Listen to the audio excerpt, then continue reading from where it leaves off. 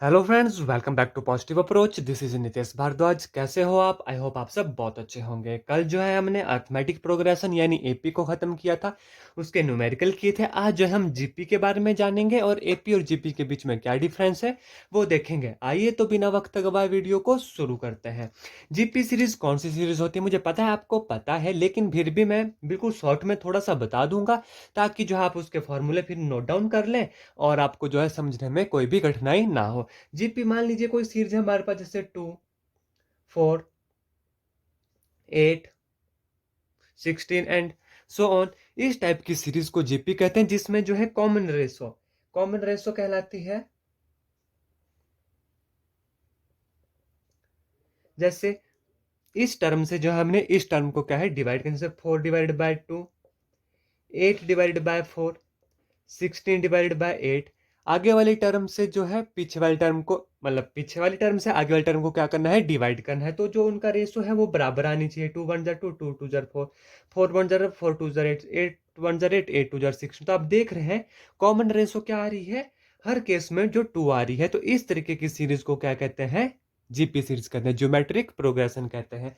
अब हम इसके ऊपर कुछ क्वेश्चन करेंगे। और एपी में क्या होता था, एपी में जो है A2 - A1 वो डी होता जो कॉमन डिफरेंस कहलाता था, और यहाँ पर A2/A1 को जो है कॉमन रेशो कहते हैं। तो इनमें आपने कंफ्यूज नहीं होना है। इसके कुछ फार्मूलेज लिख लेते हैं। देखिए, टीएन जीपी में जो है ये हमारी जीपी सीरीज है और ये हमारी एपी है, ठीक है। जीपी में जो लास्ट टर्म होती है टीएन होती है, वो होती है AR⁻n-1। इस फॉर्मूलाज को आप नोट डाउन कर लीजिए।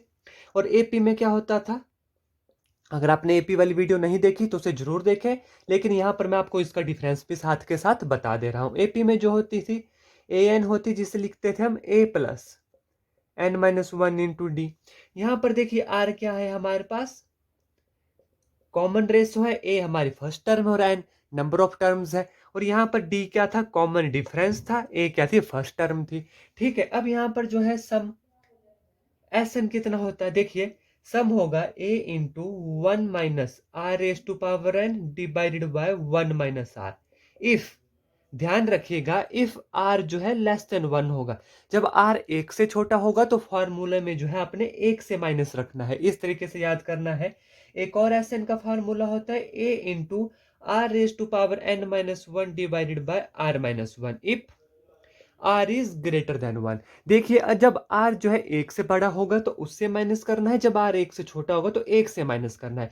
यह जो हमारे जीपी में जो है यह एस एन का फार्मूला होता है, सम ऑफ जीपी सीरीज का होता है। और यहाँ पर एस एन का कितना फार्मूला होता है, n/2 2A+n-1 और एस एन और क्या होता है, n/2 A+L, जहां पर L क्या थी, लास्ट टर्म थी। तो ये जीपी में है, ये एपी में है। इन फॉर्मूलाज में जो है आपको कंफ्यूज बिल्कुल भी नहीं होना है, बिल्कुल स्टेप बाय स्टेप चलना है। फॉर्मूलाज को माइंड में याद रखना है, पहचानिए सीरीज कौन सी, और उस तरीके से जो है क्वेश्चन सॉल्व करने हैं। तो आज जो है हम सिर्फ जीपी के बारे में पढ़ेंगे, क्योंकि एपी के बारे में हम ऑलरेडी पढ़ चुके हैं। एक चीज मैं और बता देता हूं आपको, जो जिससे जो है अमूमन एग्जाम में क्वेश्चन पूछा जाता है, जैसे relation relation between GP and AP.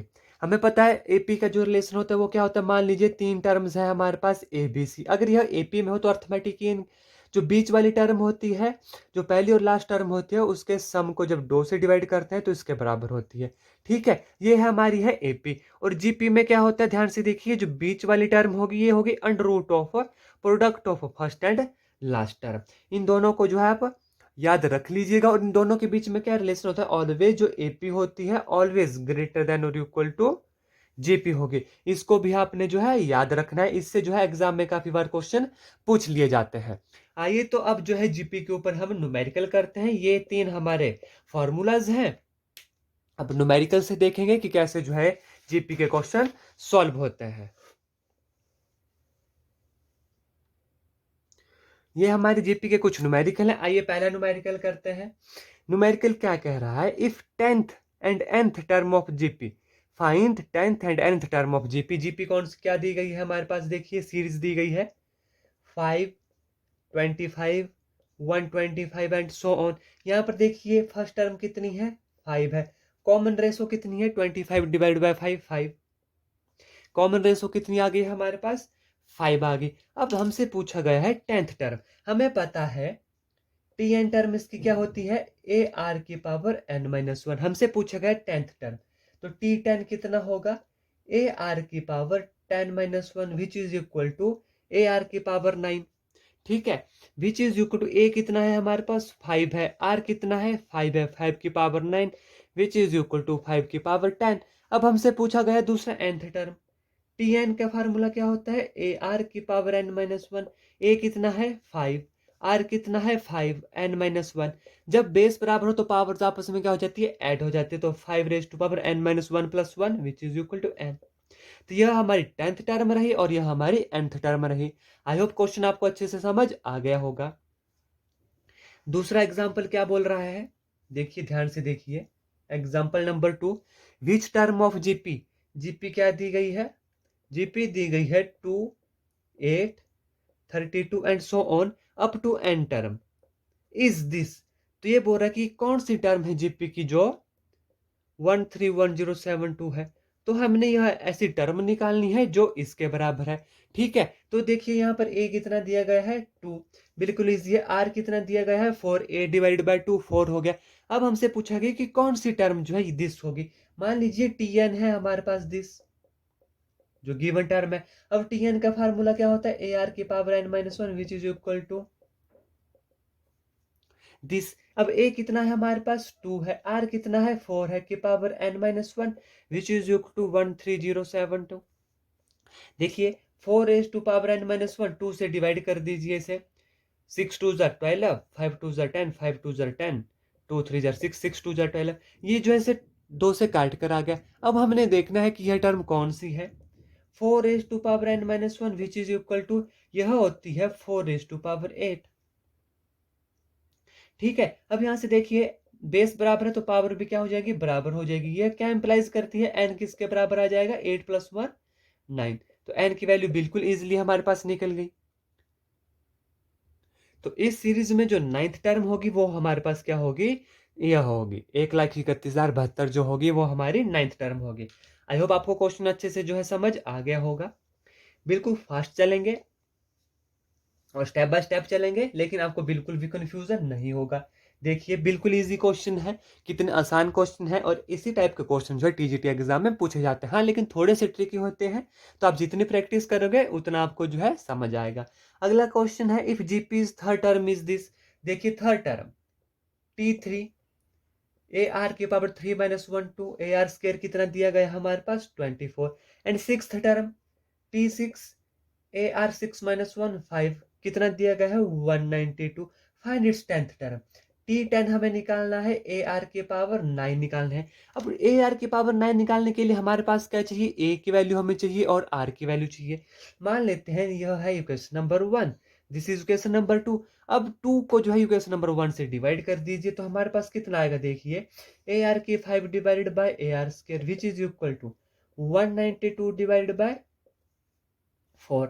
ए से ए कैंसिल, आर स्क्वायर से ये कैंसिल, तो हमारे पास कितना आ गया आर की क्यूब, क्योंकि 2 से 2 कैंसिल 3 बच गया। अब 24 1 जा 24, 24 8 जा 8 चौके 32, 8 2 16 17 18 24 8 जा 192 हो गया। ठीक है, अब आर की क्यूब कितना आ गया 8 आ गया, which is equal to r की cube is equal to 2 raise to power cube. This is implies r कितना आ गया हमारे पास 2 आ गया। आर की वैल्यू तो अब हमारे पास आ गई। अब इसे इक्वेशन नंबर 1 में सब्स्टिट्यूट कर दीजिए। a into 2 raised to power 2, 2 raised to power 4 which is equal to 24 implies a is equal to 6। a भी हमारे पास आ गया, r भी हमारे पास आ गया। ए आर की 10 बिल्कुल इजी हमारे पास निकल जाएगा। देखिए कैसे, a कितना है 6 है, 6 इंटू 2 रेज टू पावर 9 हो जाएगा। 2 रेज टू पावर 9 कितना होता है, देखिए 6 इंटू 2 2 4 2 8 2 16 2 32 2 64 2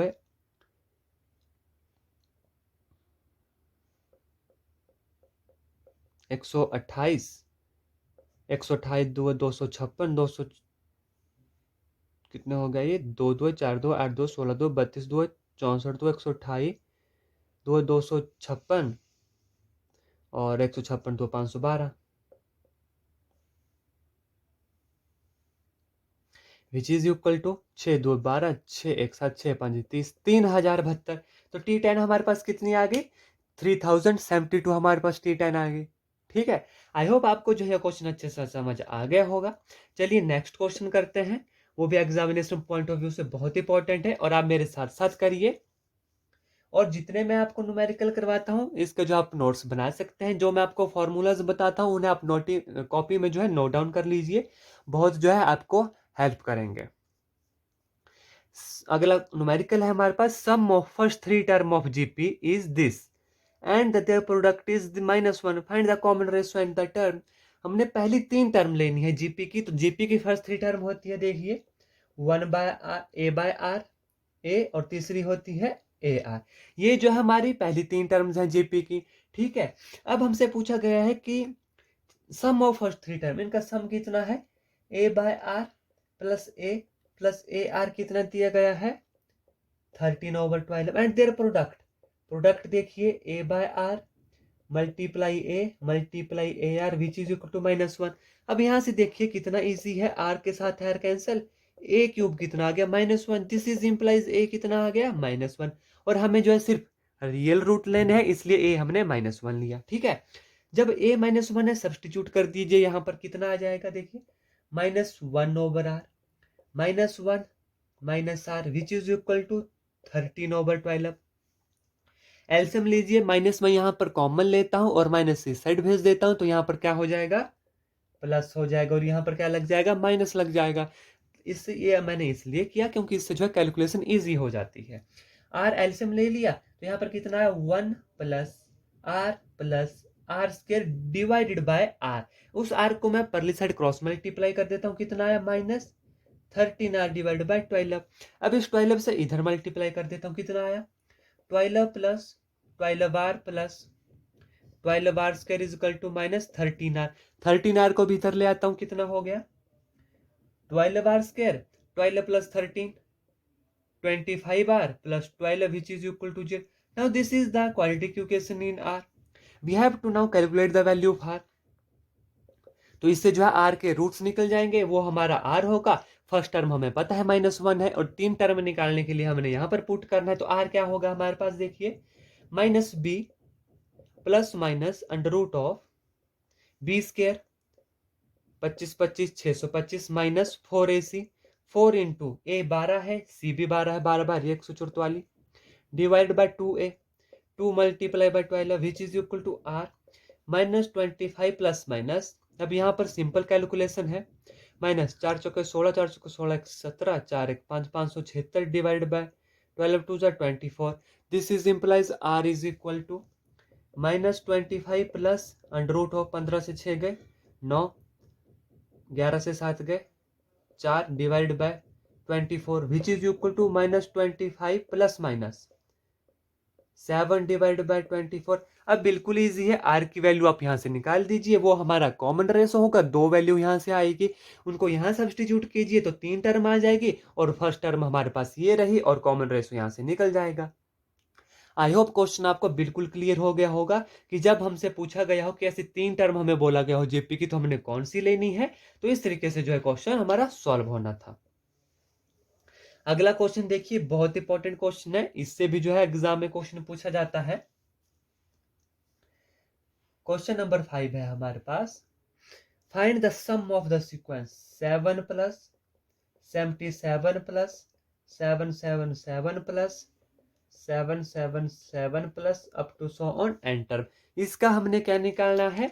सब निकालना है। देखिए कैसे होगा, सबसे पहले एसएन है, ठीक है, 7 plus 77 plus 777 plus up to enter. बिल्कुल स्टेप बाय स्टेप चलना। देखिए 7 मैंने यहाँ पर क्या ले लिया? कॉमन ले लिया, ठीक है, कितना अंदर आया? 1 plus 1 1 plus 1 1 1 plus up to so on enter. बिल्कुल स्टेप बाय स्टेप चलना। देखिए क्वेश्चन जो है अपने आप सॉल्व होगा, which is equal to 7 into divide by 9। 9 से अब इसे डिवाइड करेंगे, जब 9 से डिवाइड करेंगे तो 9 से अंदर क्या हो जाएगा? मल्टीप्लाई हो जाएगा। इन सभी क्वेश्चन में जो है यही मेथड आपने अपनाना है, इसलिए इस मेथड को जो है अच्छे से समझ लीजिए। प्लस यहाँ कितना आ जाएगा? 9 9 प्लस इधर कितना आ जाएगा? 999 up to so on N term तक ये ऐसे ही चलता रहेगा। ठीक है, क्योंकि हमने देखिए पहले 7 कॉमन लिया, फिर 9 से हम डिवाइड कर रहे हैं तो अंदर 9 से क्या करना पड़ेगा, मल्टीप्लाई करना पड़ेगा। अब देखिए इंटू 9 को हम 10 - 1 लिख सकते हैं, प्लस 99 को 100 - 1, प्लस 999 को 1000 - 1, plus up to so on N term तक हम ऐसे ही लिख सकते हैं इनको। जी हाँ, विच इज इक्वल टू, देखिए अब क्या लिख सकते हैं इसको, 10 - 1 प्लस 100 को हम 10 स्क्वायर लिख सकते हैं। जी हाँ, लिख सकते हैं। इसको 10³ - 1 plus so on up to N term तक जो है यह ऐसा ही चलता रहेगा sequence, which is equal to 7/9। अब 10 वाले टर्म्स को अलग कर लीजिए, 1 को अलग कीजिए। देखिए 10 plus 10 square plus 10³ up to N term. ठीक है, माइनस है, माइनस हमने कॉमन ले लिया, into 1 + 1 + 1 plus so on N term. ठीक है, अब देखिए 7/9, ए यहाँ पर कितना है, 10 है, यह हमारे पास क्या बनेगी, जीपी, तो इसका सम क्या होगा, और यहाँ पर आर कितना, 10, जो कि 1 से बड़ा है, तो इसका सम क्या होगा, ए 10 × 10⁻⁻n - 1 divided bye 10 - 1 minus 1 + 1 + n term, तो यह कितना आ जाएगा, -n। देखिए बिल्कुल इजी है, 7/9 इंटू ब्रैकेट में 10 × 10⁻n - 1 डिवाइडेड बाय 9 - n। यह जो है इस सीक्वेंस का रिक्वायर्ड सम है। आई होप यह क्वेश्चन आपको अच्छे से समझ आ गया होगा। फिर भी आपको कोई डाउट होता है तो कमेंट सेक्शन में जरूर कमेंट करें। और अगर अभी तक आपने मुझे जो है टेलीग्राम पर फॉलो नहीं किया है तो टेलीग्राम पर भी मुझे फॉलो कर लें। इंस्टाग्राम पर भी आप मुझे मैसेज कर सकते हैं, मेरी इंस्टाग्राम आईडी है nitesh_k.bhardwaj। आई होप मेरे द्वारा समझाया गया आपको अच्छा लगा होगा, अच्छे से समझ आ गया होगा। इसी तरह की और वीडियो के लिए मेरे चैनल पॉजिटिव अप्रोच को सब्सक्राइब करना ना भूलें। धन्यवाद। जय हिंद, जय भारत।